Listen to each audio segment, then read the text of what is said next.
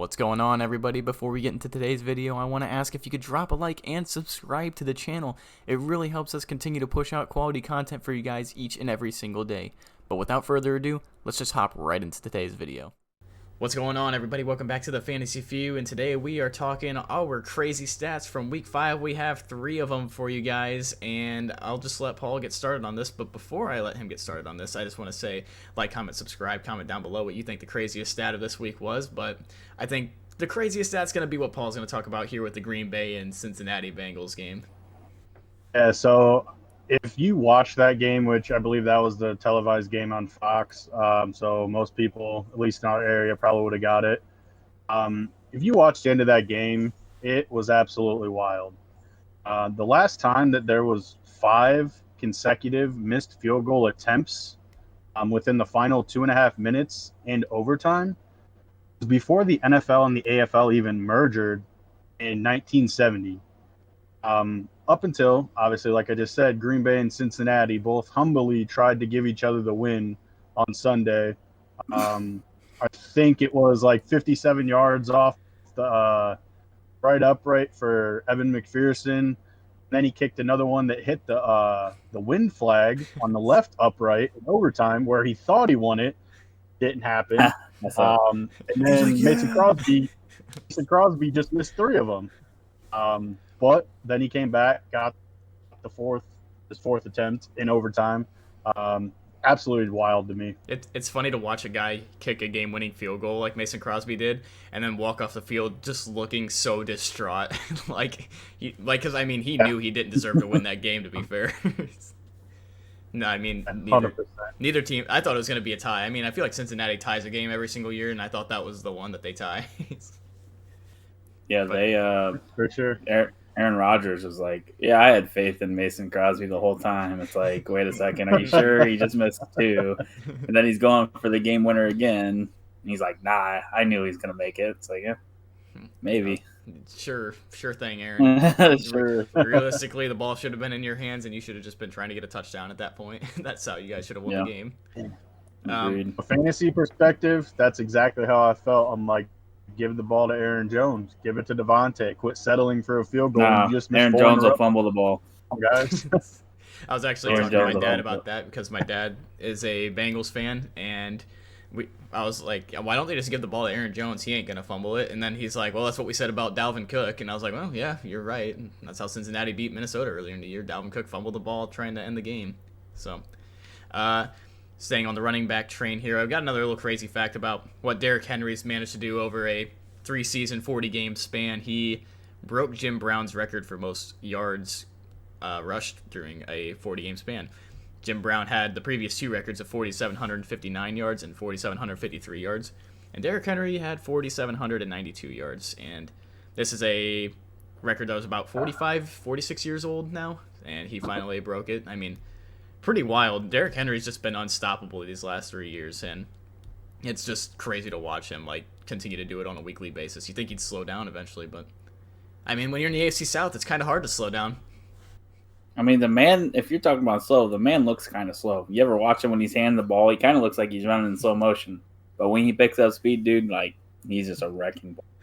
Runs right in the end zone. Because he's 6'4", 250 pounds. I agree. No, I agree. He's got to get it out of first gear. Can't really break physics. Yeah, he's just absolutely insane. And I think a funner thing to think about, too, is a funner thing. A more interesting thing to think about is if you go back to that first game, you know, if he gets more yards than he did in that first game, he's going to change his record, and it's going to be even better. So, like, this record can improve from what it's at now, and it could be around 4,800 yards, which is mind-boggling. That's super exciting. That's like 107 yards per carry average, or 107 yards per game average over 40 games or something like that. That is just absolutely ridiculous. Just hand that man the ball. It's actually probably more. He plays Buffalo next week, which, you know, Derrick Henry is the man. But I mean, that defense is the number 1 defense in the league right now, or close to it at least. Yep. Well, speaking of running backs, I think Paul has one more stat that he wants to bring up. That was a pretty wild stat this week. Yeah, this is a this is kind of geared more for what Mason likes to talk about. Lamar Jackson, and this is without even getting into Week 5 yet. This is without even getting into Week 5 yet. This is strictly through Week 1 through 4. Lamar Jackson has 1,356 total yards. That's more by himself than 12 NFL teams have in total offense. That's Yes, wild. you heard that right. 12 NFL teams have less yards in total offense than what Lamar Jackson does. Some of them you'd be surprised by. The Colts, the Bengals, the Packers, the Saints, and the Steelers. Yes, I know Stone loves to hate on the Steelers, but they still have a decent offense where Najee Harris is just destroying people in their receivers. Obviously, Juju got hurt today or yesterday, whatever. Again, it's an offense that puts up points and put up numbers. But then, predictably, Jaguars, the Falcons, the Dolphins, Patriots, the Jets, Texans, and sadly my Chicago Bears also have less total yardage in offense than what Lamar Jackson does. Again, that's through 4 weeks. You're telling Probably me still has more yards than without even playing tonight and what these teams still do. You're telling me Again, it's not that hard when Chicago puts up 47 total yards of offense in one game. So you're telling me that he has more yards than the whole entire Jets team combined? No way.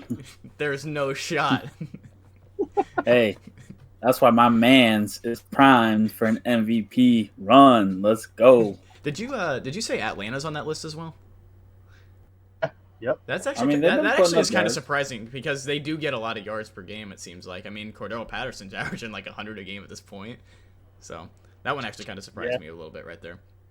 But and the one that really stands out to me is the Bengals and the Packers. yeah, the Packers. Obviously, we've seen that Bengals offense where, I mean, Jamar Chase. Again, this is another interesting stat. I can't find it again, but I'm pretty sure they showed some type of snippet in the game yesterday. He's like he's like one of 4 NFL rookies ever to start a career with like 4 touchdowns of 40-plus yards or more, which is wild. And that just, I mean, I dogged him a lot because of his drops, and you've still seen it a couple times so far in the season. But the chemistry that him and Burrow have, it's just undeniable. It is. So I mean, that's 100%. probably the biggest surprise to me. That and the Packers with, I mean, Devontae Adams is just a savage. Like Devontae Adams destroys 200 defenses. yards. Like, so that's for Lamar Jackson have more yards than Aaron Rodgers in the Packers offense, like total. Like that's just crazy to me. I think that could Again, be, like Mason said, that speaks to the volume of how great of a player he is. that could be attributed to Week 1 too, when they got absolutely slaughtered by the Saints. Like obviously, they're not going to have that many yards because they pretty much missed an entire game in there. That's for sure. But yeah, those were our wild facts of Week 5. If you guys enjoyed the video, drop a like, comment, subscribe, comment down below.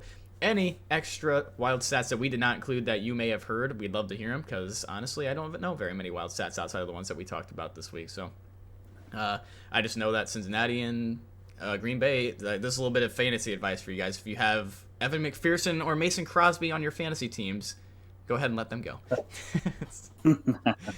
I will say, prior to that, Mason Crosby had the most consecutive, or no, I think Cairo Santos has most consecutive, but I think he had like 29 consecutive field goals going into that game prior to him missing those.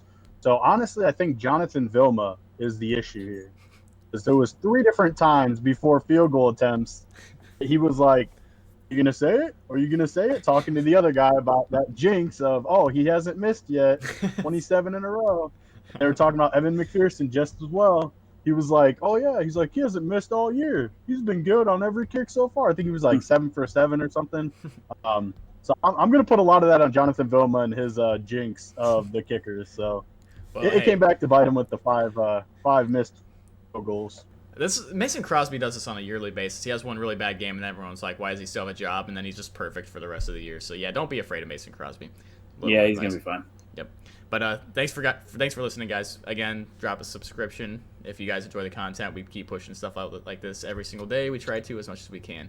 But In the wise words of Mason Reed, fantasy for you out, baby. Let's go.